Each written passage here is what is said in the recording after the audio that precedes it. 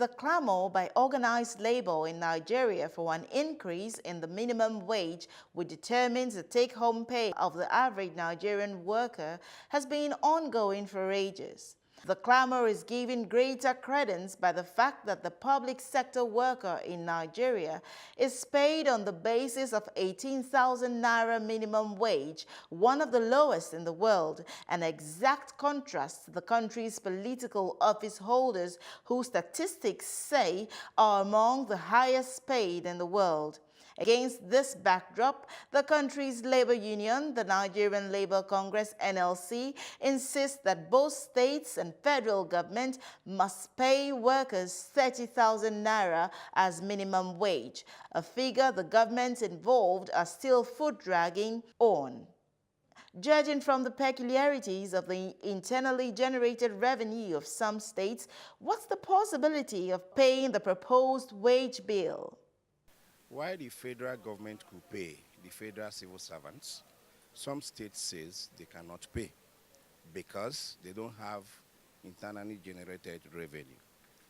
And in that wise, they are right because the law forbids them from developing natural resources from their land. For instance, concurrent legislative list removes some items that state cannot touch. Mining and other rest of them, you have to seek approval from Abuja before you do anything. Some think an increment in the wage bill is long overdue. If any governor said they cannot pay the minimum wage of 30,000 Naira to a labor, somebody that works from the first day of the month to the last day of the month at the rate of 1,000 Naira per day, considering the economic situation of the country, I think it's a heart of selfishness.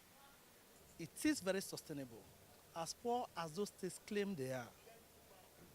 Yet, the governors take their security votes. What do they do with those security votes? They award bogus contracts that are not performed. And you say you don't have money to pay workers and owe workers for how many months? It's just a heart of wickedness, nothing else. I believe 50,000 should be the minimum. Anything short of that will be a disservice to every Nigerian. Nigerians should actually protest against that. In government, we have people who are earning millions of naira every month. These are people who actually do the work. They cannot pay them. I think it's criminal. Any government who is saying that it's not worthy to exist, they should be voted out. I don't think minimum wage of even 50,000 naira is sustainable for ordinary Nigerians. Because if we are to look at the inflationary rate, the cost of food items in the market, they are very expensive. Unlike before, you can buy a bag of rice for like 6,000 naira. A bag of rice now goes for around 18,000, 20,000 naira. So if you deduct one bag of rice from your 30,000 naira minimum wage, how much is left for you? Labour threatens a strike action if the expectations on the new minimum wage are not met. Many wonder if this is going to be the last industrial dispute between labour and government on the issue of wages. For a nation recently described as the world's poverty capital, you cannot bet on that. Chinda reporting for Plus TV Africa.